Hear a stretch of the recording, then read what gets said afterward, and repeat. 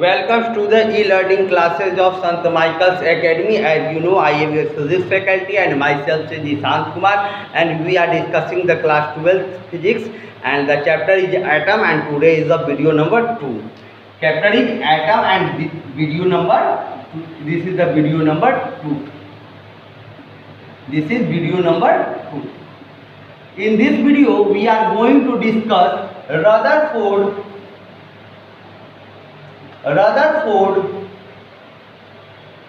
Model of an atom. Rutherford ने alpha particles का जो एक्सपेरिमेंट किया, उस एक्सपेरिमेंट के बाद उन्होंने अपना मॉडल बताया कि एटम ऐसा होता है।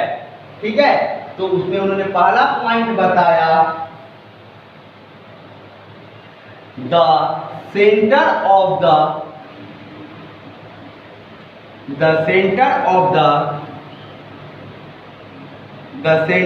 The atom. ये उन्होंने बताया था क्योंकि अल्फा पार्टिकल्स क्या हुआ था, डिफ्लेक्ट किया था 90 डिग्री से ज़्यादा एंगल्स पे। तो उन्होंने क्या बताया था कि न्यूक्लियस क्या होता है, वो पॉजिटिवली चार्ज होता है। तो यही उन्होंने पहला पॉइंट कर दिया, the centre of the atom is positively charge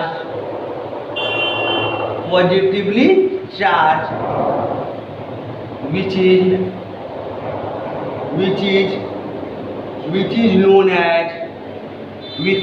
as nucleus, and whole mass of the atom is situated at there। ठीक है, सेंटर क्या होता है, सेंटर ऑफ द एटम क्या होता है बाबू, पॉजिटिवली चार्ज होता है। और वहां पे एटम का क्या होता है, टोटल मास होता है। तो बच्चा पूछता है, सर टोटल मास न्यूक्लियस पे कैसे होता है? तो टोटल मास न्यूक्लियस पे ऐसे होता है कि एटम में क्या होता है, इलेक्ट्रॉन्स होते हैं, प्रोटॉन्स होते हैं और न्यूट्रॉन्स होते हैं। और आप जानते हैं कि प्रोटॉन और न्यूट्रॉन कहाँ होता है बाबू, न्यूक्लियस पर ही होता है, इलेक्ट्रॉन से बाहर होता है।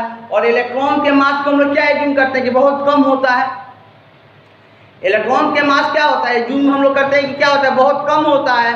तो इलेक्ट्रॉन के मास नेगेटिव होता है, बहुत कम एज्यूम करते हैं, उसको हटा दीजिएगा। तो बचा क्या, किसका मास, प्रोटॉन और न्यूट्रॉन का, दोनों कहाँ है, न्यूक्लियस पे। इसलिए टोटल मास कहाँ एज्यूम किया जाता है, कहाँ होता है बाबू, न्यूक्लियस पर ही होता है। ठीक है, इसका सेकेंड पॉइंट देखेंगे बाबू। अब उन्होंने बताया था थर्ड एक्सपेरिमेंट कि न्यूक्लियस का क्या होता है बाबू, साइज क्या होता है, बहुत छोटा होता है। तो उन्होंने सेकेंड पॉइंट पे बताया था साइज ऑफ द न्यूक्लियस के बारे में और साइज ऑफ द एटम के बारे में। Size of the nucleus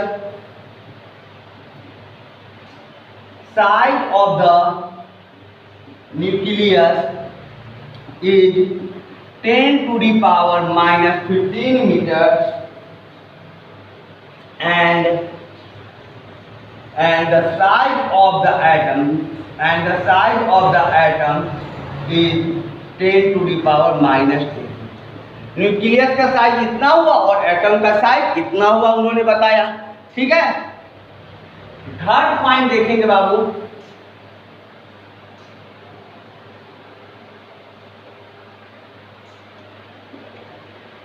Atom is electrically neutral। Atom क्या होता है बाबू, न्यूट्रल होता है। न्यूट्रल होता है means that is number of protons and number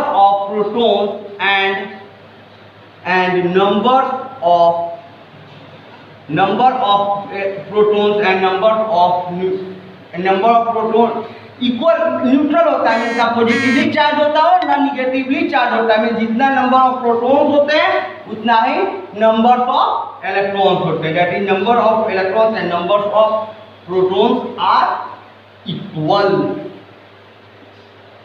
समझ में आ गया बाबू थर्ड पॉइंट भी।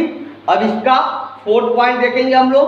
ठीक है, फोर्थ पॉइंट में इन्होंने बताया बाबू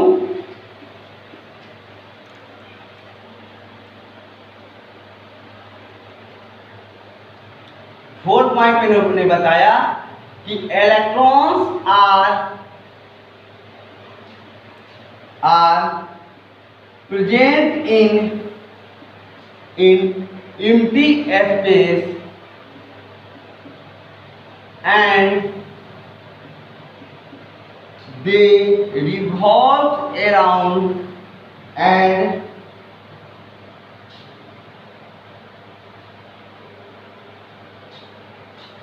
and they revolve around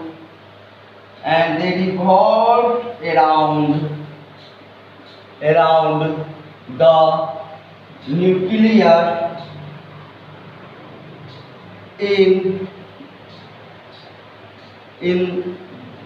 in their different orbits।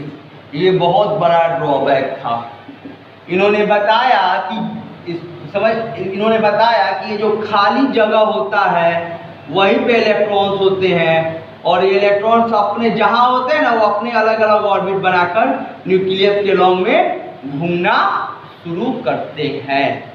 ठीक है, समझ में आया? ये खाली जगह में इलेक्ट्रॉन है और जहाँ पर इलेक्ट्रॉन है वहीं से वो अपना, जहाँ पर खाली जगह में इलेक्ट्रॉन्स है वहीं पे वो अपना क्या हुआ बाबू, न्यूक्लियस के चारों तरफ घूमना वहीं पे वो स्टार्ट कर दिया। ठीक है, तो इसके ड्रॉबैक्स ऑफ रदरफोर्ड मॉडल्स के हम लोग देखते हैं।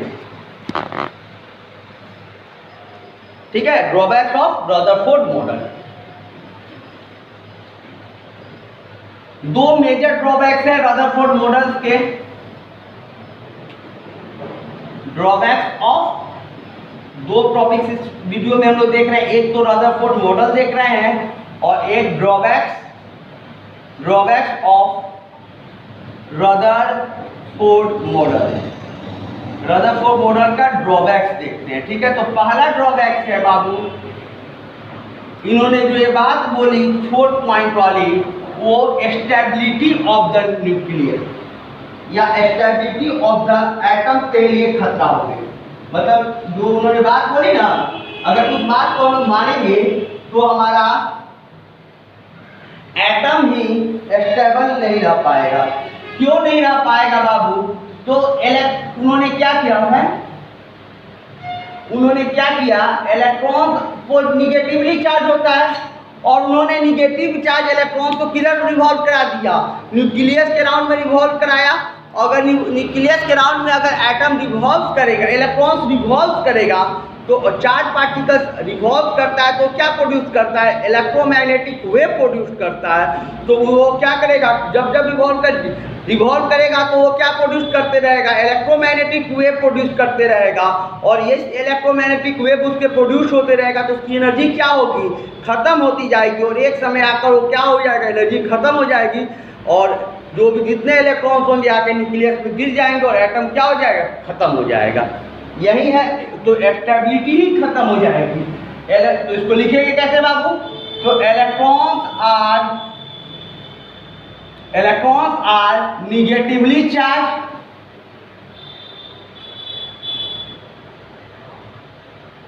As we no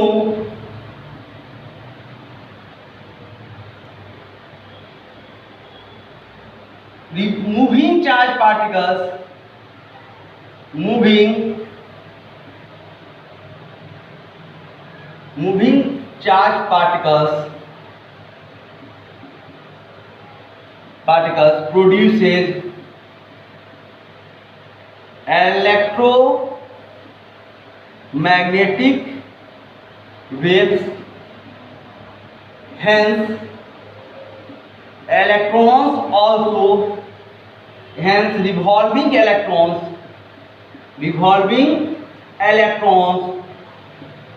also produces electromagnetic waves, hence its energy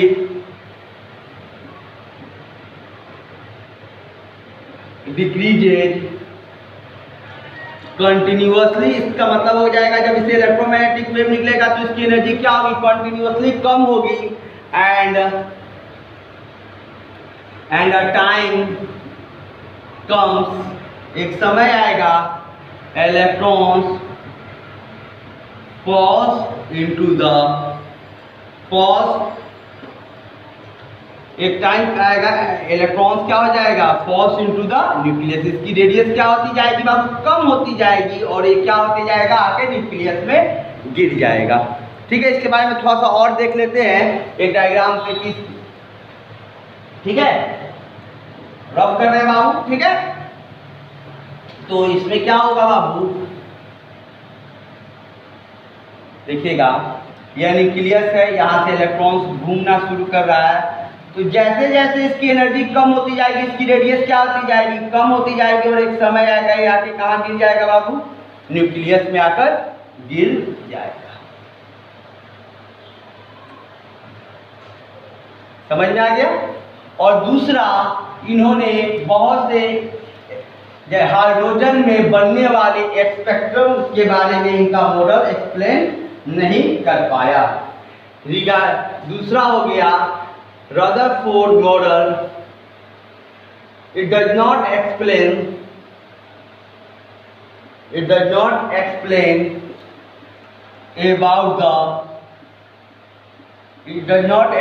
about the formation of line spectrum in hydrogen. Hydrogen में बनने वाले स्पेक्ट्रम के बारे में भी इनका मॉडल नहीं बता पाया था। ठीक है, तो इसके बाद में आया बोर साहब का मॉडल, जिसको हम लोग नेक्स्ट वीडियो में देखेंगे। ठीक है, thank you for watching the video.